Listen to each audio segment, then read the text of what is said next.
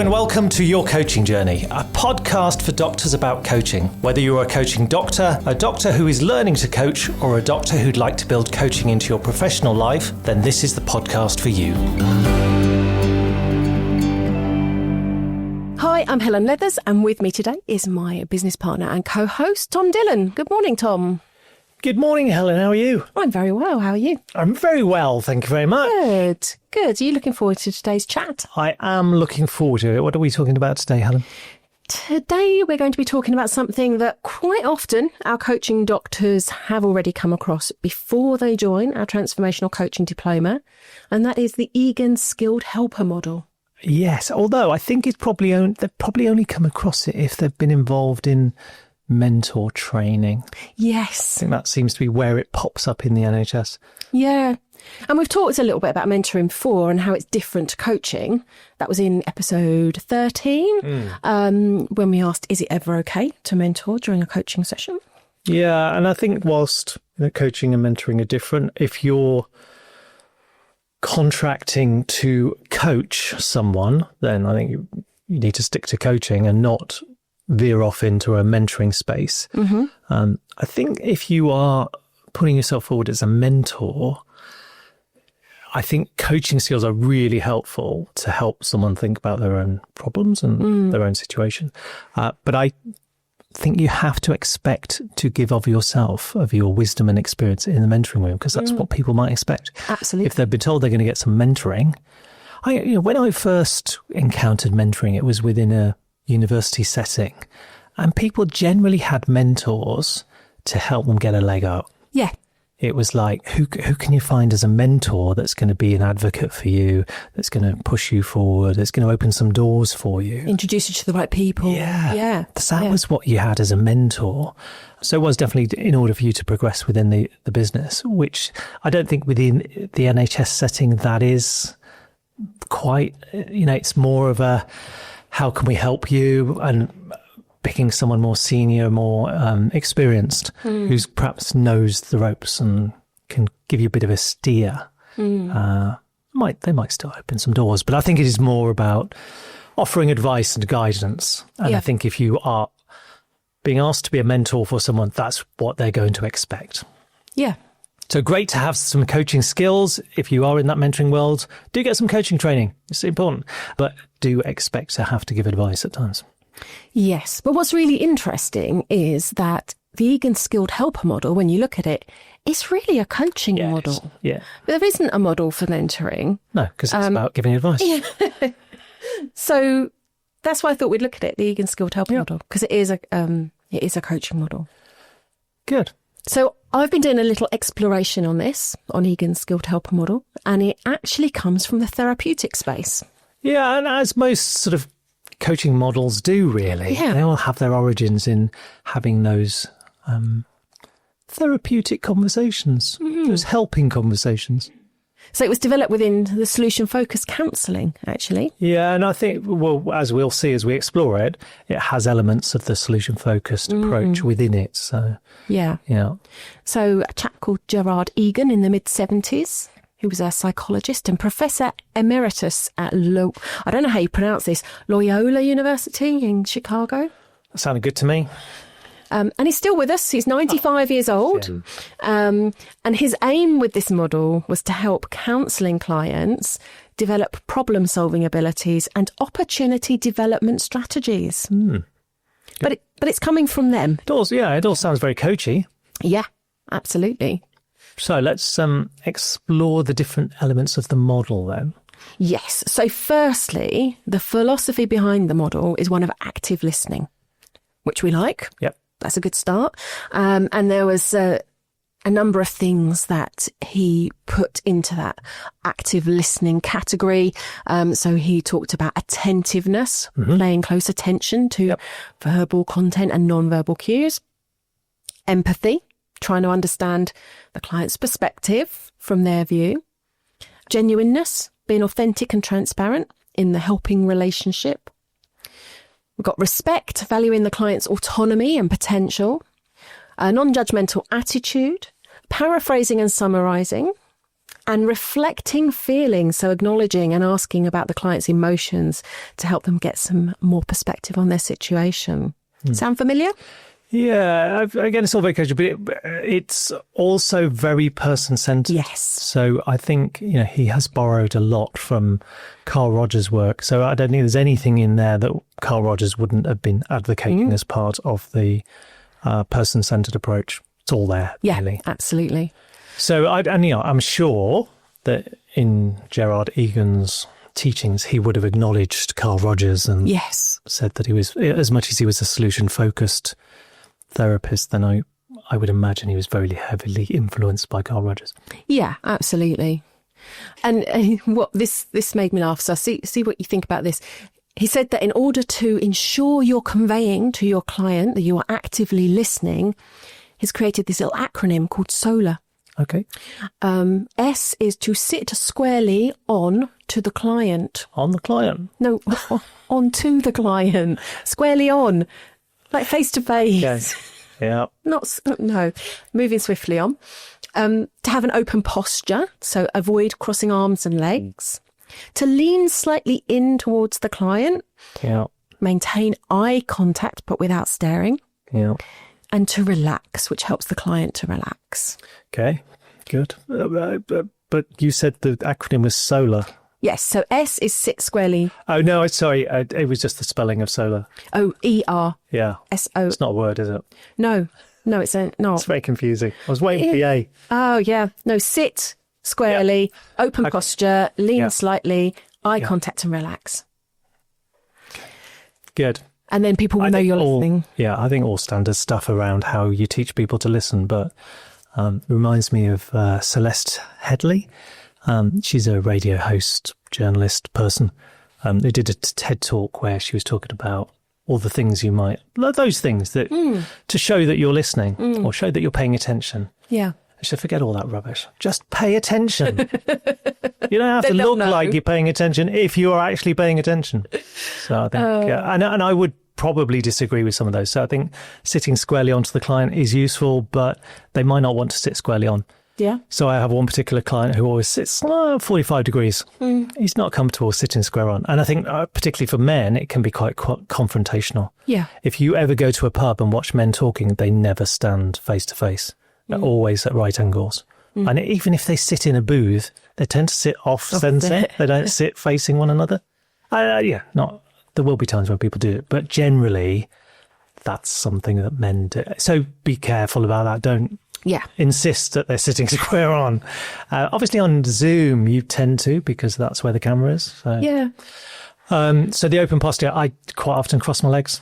Yeah. I sit with my legs crossed. I don't think that gets in the way of being open. No. I think I'm generally relaxed and open, but the leaning slightly forward, I think there are times when, you will, but there's going to be a variation in the way that you sit. I don't think you can constantly sit there forwards because it looks like you're almost too keen, doesn't it?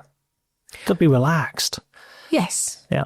And if you just focus on listening and being actively listening, I think you'll I think the eye contact thing as well is interesting. What I find is that when coaches are talking, they tend not to make eye contact. They don't look at you whilst they're talking. They'll look all over the place because they're thinking. So there's not a lot of eye contact. I think it's important for you as the coach to stay focused on your coachee, to be there ready for when they do make eye contact. Because if you're looking away and they're trying to make eye contact, that's a problem. Yeah. Good. But so I think all of that is standard stuff, isn't it? Yes, absolutely. So back to it being a very coaching model. So then we have to have the model itself. Yeah. And I'll put a graphic in the show notes. There's lots of different graphics on this online.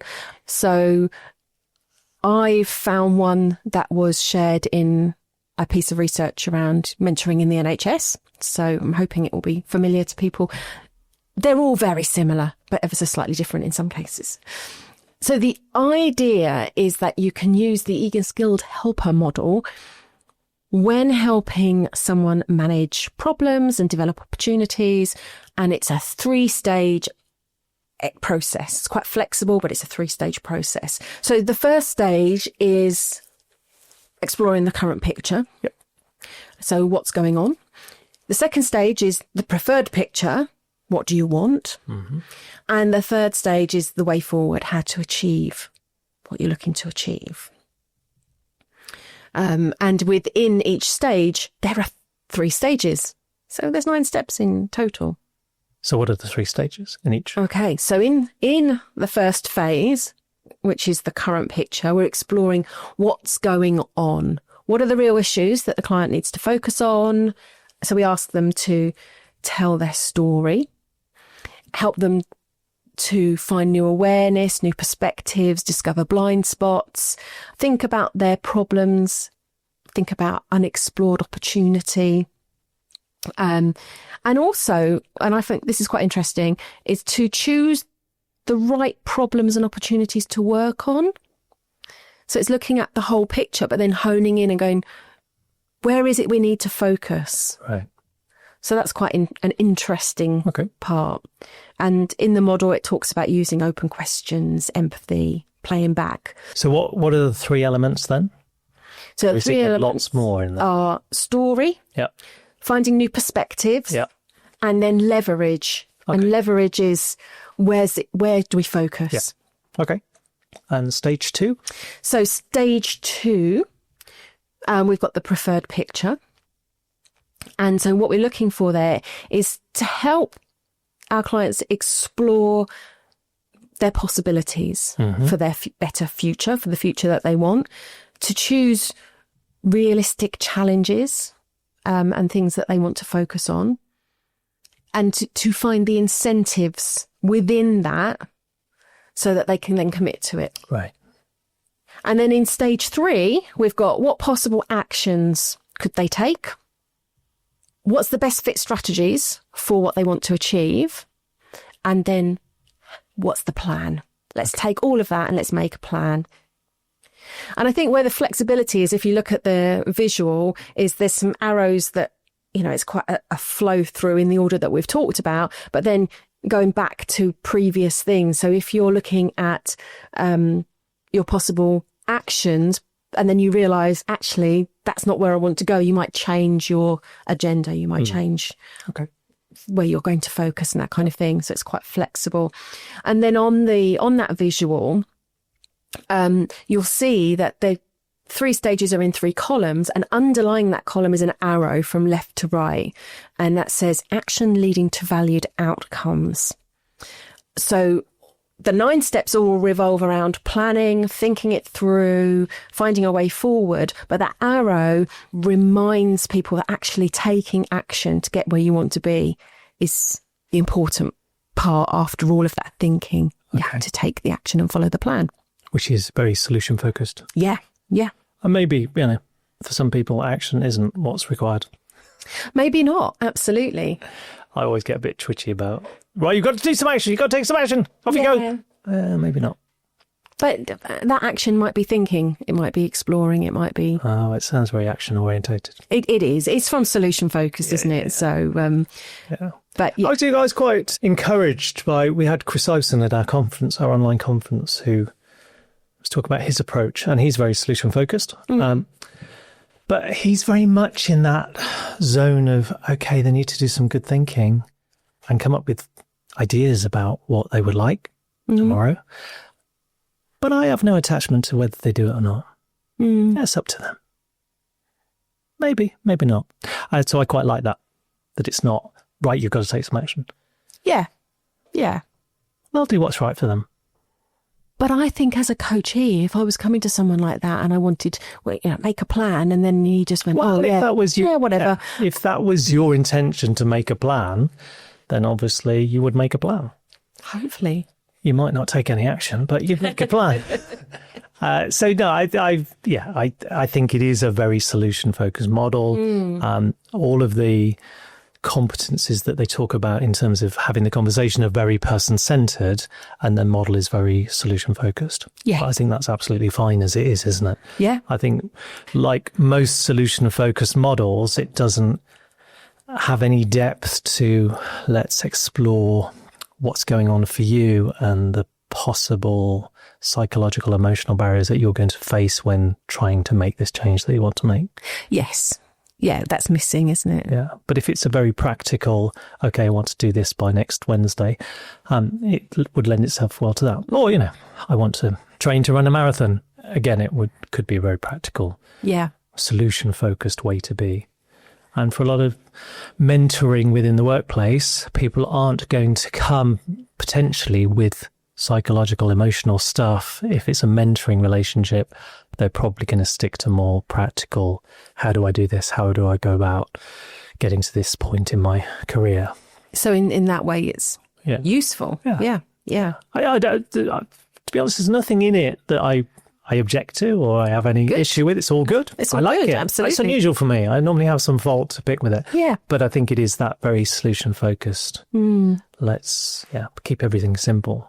Yeah, and one of the things that's not on the model, but Egan encouraged, was to have some evaluation as well to take place at the end of perhaps each session or every few sessions, like summarisation of what, where appropriate, what they're going to do and what they've talked about. So helping clients just to understand what ground they've covered during the session and what they want to do, what they've picked out that will inspire and motivate them to help them keep moving forward. Yeah. So there's that element of evaluation in there as well that's not mentioned in the model, or not mentioned in the diagram of the model. I just thought it was useful to go through. And I guess what I would say is if you have had some mentor training and you've trained using the Egan Skill Help Model, great. That's lovely. Yeah. And a great introduction to coaching because all of the skills that are talked about are relevant in coaching. Coming to transformational coaching, if you want to extend your abilities within that space and explore coaching as well, then I think we offer something that is much deeper and much richer than a very solution-focused model where you just go through the steps. We have our own model, but that's the starting point for us. It's not the end point. So we build on that and we introduce you to different approaches within coaching, which are going to take your conversations much deeper and open up the emotional and psychological world of your coachee. And I think what's really nice is some people who have come across this model and have done a little bit of an introduction to coaching, whether in the mentoring world or otherwise, it's really inspired them to then come and find us. And that's how they've come across the podcast. Perhaps that's why they've joined the course. So it's a nice perhaps springboard to be inspired. Certainly if you've done some training around the Egan Skill, it sets you up well to come to a coaching course and you're already in that zone anyway. So you find it much easier to switch from being very advice driven, even though that's kind of used in a mentoring capacity, to actually helping the person come up with their own answers. So I think it's a great sort of precursor to doing some transformational coaching training. Absolutely. So I'm just I know it's come up a few times, so I just wanted to go through it really. I thought it was quite a nice little I enjoyed exploration. That. Thank you. You're welcome. Refreshed my memory on it. It's been a while since I've looked at it, but I've always thought that it was a useful model, and if someone had done some work around it, that would be a great starting point to enter in the coaching world. So thank you for sharing that with us. You're welcome. What are we talking about next time? Next time on the podcast, we will be talking about neurodiversity. Oh, interesting. It is very interesting, actually, yeah. We'll see how we go with it. So, thank you, Helen. See you next time. See you next time. Bye for now. Bye-bye.